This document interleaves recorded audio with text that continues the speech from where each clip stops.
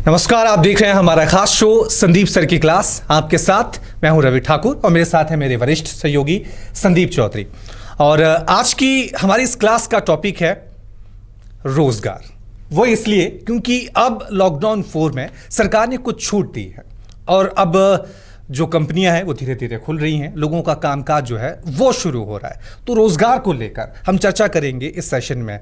और संदीप, पहला सवाल यही है कि क्या लॉकडाउन में जिस तरह से छूट मिली है, जो संकट गहराया था युवाओं की नौकरियों पर, अब क्या धीरे धीरे वो छट रहा है? क्या परिस्थिति आपको नजर आ रही है? देखिए, बहुत ही अहम सवाल है, बहुत ही वाजिब सवाल है और सीधा हमारे दर्शकों से जुड़ा सवाल है।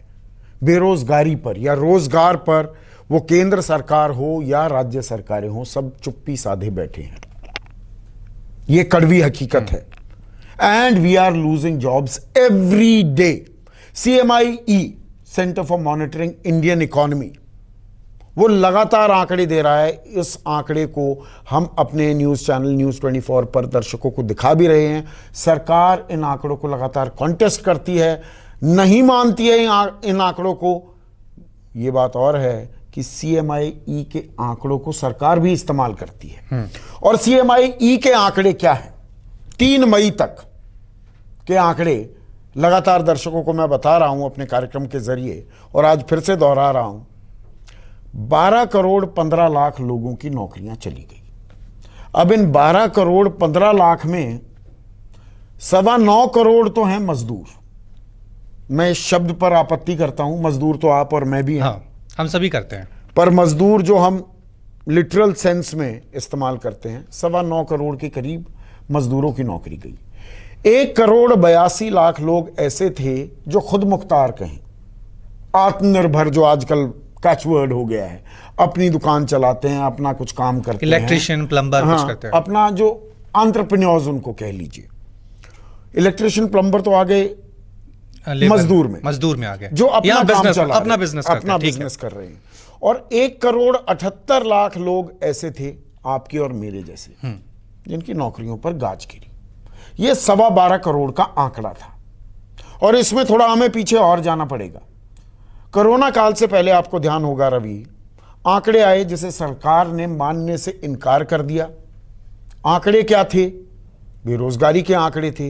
बेरोजगारी दर अपने 45 साल के उछले स्तर पर पहुंची, 6.1। यानी कि 100 जो हमारे लोग जो नौकरी कर सकते हैं, उनमें से 6 नहीं कर पा रहे हैं। यह आंकड़ा हो गया था। और 45 साल पहले हमने रोजगार को, उसके आंकड़ों को इकट्ठा करना शुरू किया था, तो हिस्टोरिकल लो था 45 साल में सबसे ऊपर बेरोजगारी का आंकड़ा। वो मई 3 तक 6.1 को छोड़िए 27.1 पर चला गया था। यानी कि 100 लोगों में से 27 लोग बिना नौकरी के थे। यह आलम हो गया था, यह परेशानी हो गई थी। अब जो लॉकडाउन 4 के अंदर हम आ गए हैं, ये 17 मई से जो शुरू हुआ, 10 दिन हो गए लगभग। अब CMIE का एक और आंकड़ा आया है। आंकड़ा क्या कि 2 करोड़ लोग, 20 मिलियन पीपल, वो अपने काम पर लौट आए। तो एक बारगी आप खबर सुनेंगे तो ऐसा लगेगा, अरे 2 करोड़ रोजगार सृजित हो गए। ये 2 करोड़ रोजगार सृजित नहीं हुए, इतनी बड़ी खुश, वो वापस लौट कर आए हैं। जैसे आप किसी सोसाइटी में रहते हैं तो वहां पर अब इलेक्ट्रिशियन, जिनका आप जिक्र कर रहे थे, या प्लम्बर, या माली है, या गाड़ी साफ करने वाला है, या जो आपके कपड़े इस्त्री करता है, या मेड्स हैं, वो आने लगे हैं। क्योंकि लॉकडाउन में, तालाबंदी में थोड़ी ढील दे दी गई है, तो वो लोग लौटे हैं।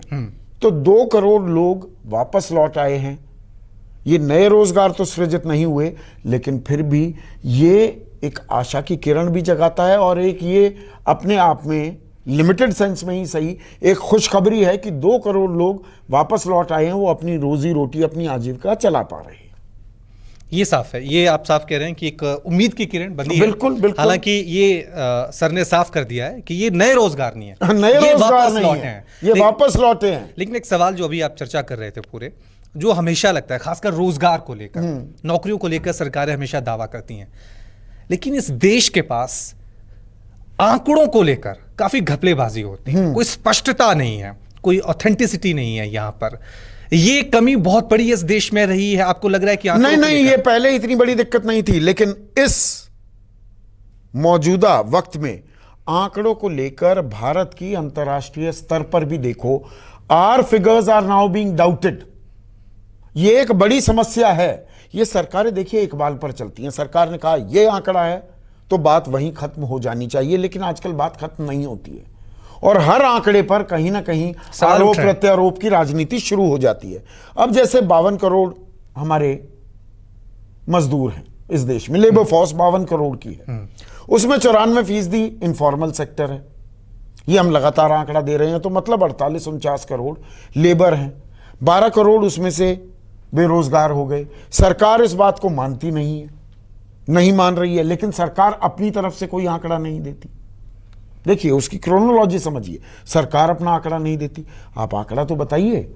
वित्त मंत्रालय के एक बड़े अधिकारी, सचिव लेवल के अधिकारी, वो ये कहते हैं कि ये जो मजदूर घर जाना चाह रहे हैं, जो ये इतना प्रवासी मजदूरों को लेकर इतना बवाल मचा हुआ है, उनके पास कोई फिगर्स नहीं है। आपके पास फिगर्स कैसे नहीं हो सकते? आप तो जैम का बहुत बड़ा गाजे बाजे बजाते थे ना, कि जैम मतलब जनधन, आधार और मोबाइल, ये डेटाबेस है ना आपके पास। हाँ। आप डेटाबेस का इस्तेमाल क्यों नहीं करते? आप जानकारी क्यों नहीं मंगाते? आप क्यों नहीं पूछते लोगों से एसएमएस के जरिए? 2 दिन का काम है, आपको पता लग जाएगा कितने मजदूर कहां फंसे हुए हैं और वो अपने घर जाना चाहते हैं। इस डेटाबेस को तैयार करने में कितना टाइम लगता है? तो ये सरकार की मंशा पर है कि आप डेटा कैसे कलेक्ट करेंगे। लेकिन हम रोजगार पर आते हैं। अब 2 करोड़ रोजगार वापस मिल गए हैं लोगों को, यानी कि 2 करोड़ लोग अपने काम पर वापस लौट आए। अब खबर इसके अंदर हमें क्या देखनी चाहिए? क्या बाकी 10 करोड़ भी आ जाएंगे? जो ये मारामारी हो रही है, इतनी राजनीति हो रही है बसों को लेकर, ट्रेन को लेकर, हवाई जहाज से तो मजदूर जाते नहीं है। यही सवाल मैं आपसे पूछने वाला था। करोड़ों की जो लेबर है वो गांव पहुंच गई है। अब प्रदेश सरकारें कह रही हैं कि भाई हम इन्हें यहीं पे काम देंगे। एक तरफ हम उन्हें घर भेज रहे हैं, वही रोजगार दे रहे हैं, दूसरी तरफ तो शहरी अर्थव्यवस्था है, फैक्ट्रियां, कंपनियां, वो इन्हीं से चलती हैं। तो ये पसोपेश चल रहा है। सरकार को समझ नहीं आ रहा है कि हमें इनको वापस बुलाना है, इनको घर भेजना है। ये किस तरह से चल?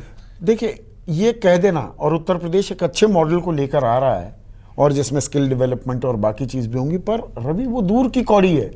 तत्काल नौकरी मिलेगी क्या किसी को जाकर कि मैं उत्तर प्रदेश में आ गया या मैं अपने घर आ गया, उसको नौकरी मिलेगी ज्यादा से ज्यादा मनरेगा पर आप काम पर लगा देंगे। मनरेगा में भी 365 दिन की दिहाड़ी तो है नहीं, 365 दिन की नौकरी तो है नहीं, आपको कुछ लिमिटेड टाइम के लिए काम मिलता है। और खरीफ का मौसम है, खरीफ की बुआई चल रही है। अब लोगों को एक वो जो कंफर्ट लेवल होता है ना कि मैं घर आ गया और मेरे खेत हैं, छोटा ही खेत सही, 1 बीघा 2 बीघा 4 बीघा ही सही, वहां पर वो बुआई करेगा, तो वो मिड जुलाई तक तो वापस नहीं आने वाला है। और जो कंपनियां भी हैं जो खुल भी रही हैं, अब मारुति का मैं हमेशा उदाहरण देता हूं, मानेसर में प्लांट खोला, वहां पर कोरोना पॉजिटिव केसेस आ गए, ह्युंडई में केसेस आ गए। अभी हमें ये नहीं मालूम कि ये केसेस आने लगेंगे तो कितनी फैक्ट्रियां कंप्लीट लॉकडाउन करेंगी या पार्शियल लॉकडाउन होगा। अभी उस बात पर भी हमें इंतजार करना होगा और लॉकडाउन 5 की शक्लो सूरत क्या होगी ये भी देखना होगा। तभी हम कुछ कंफर्म्ड एक पुख्ता तौर पर कह पाएंगे कि जॉब्स फिर से वापस मिलने लगेंगे, नहीं कुछ गतिविधियां होंगी क्या जॉब मार्केट में। ये बिल्कुल साफ आप कह रहे हैं कि जॉब्स को लेकर अभी भी मन में संशय बना हुआ है। हाँ। क्योंकि हम सब लोग, सिर्फ जो लेबर क्लास है वो नहीं, सभी लोग जो बड़ी कंपनियों में काम करते हैं, आईटी में काम करते हैं। उबर ने आज 1/3 लोगों को निकाल दिया। हाँ, टाटा ने जिस तरह से कटिंग करी थी डायरेक्टर लेवल और ऊपर के लेवल पर, वहां पर उन्होंने सैलरीज कट कर दी। बहुत सारी कंपनियों में आप कोई कंपनी हायर करती हुई नहीं दिख रही है और गाहे बगाए चोरी चुपके, क्योंकि सीधा तो अनाउंस भी नहीं कर रहे हैं बहुत सारे लोग, फायरिंग जारी है, नौकरियां खाई जा रही हैं। ये कड़वी हकीकत है। एक आखिर में चाहूंगा सवाल, एक टूरिज्म, हॉस्पिटैलिटी, ये इंडस्ट्री बिल्कुल बंद हो गई है ना। आपने कहा कि वापसी हो रही है, यहां तो वापसी होने की कोई उम्मीद भी नजर नहीं। 40% रिपोर्ट आई है बाकायदा, और जो हॉस्पिटैलिटी इंडस्ट्री से जुड़े लोग हैं, 40% का तो धंधा हमेशा के लिए बंद हो रहा है। 40%। और उनके लिए कोई पैकेज में कुछ नहीं था, कुछ नहीं था, कुछ नहीं था। और देखिए ये जुड़े हुए हैं। आप ट्रैवल की बात करते हैं तो ट्रैवल करेंगे तो होटल में रुकेंगे। हाँ। और ट्रैवल कर रहे हैं तो टिकट बुक करेंगे तो एयरलाइन में करेंगे, एयरलाइन से आप होटल में जाएंगे। ये तीनों सेक्टर्स आपस में जुड़े हुए हैं। तो एक मरता है, सारे मर रहे हैं, और 40% तो बिल्कुल बंद हो जाएंगे। ये खुद की रिसर्च है उनकी, उस सेक्टर की। चलिए यही कह सकते हैं कि बेशक 2 करोड़ लोग जो हैं वो अपने रोजगार पे वापस लौटे हैं, नहीं मिले हैं, वापस लौटे हैं, एक उम्मीद बंधी है। लेकिन ये संकट का समय है, बहुत सारे ऐसे सेक्टर हैं जिनके बंद होने की आशंका, जैसे हम बात कर रहे थे हॉस्पिटैलिटी, टूरिज्म, लग रहा था इनके लिए भी सरकारों को कुछ घोषणा करनी चाहिए, क्योंकि ये 20,97,000 करोड़ में कहीं शामिल नहीं है। बिल्कुल। तो इस सेशन में आज के लिए इतना ही। बहुत बहुत शुक्रिया संदीप। Thank you. you. नमस्कार।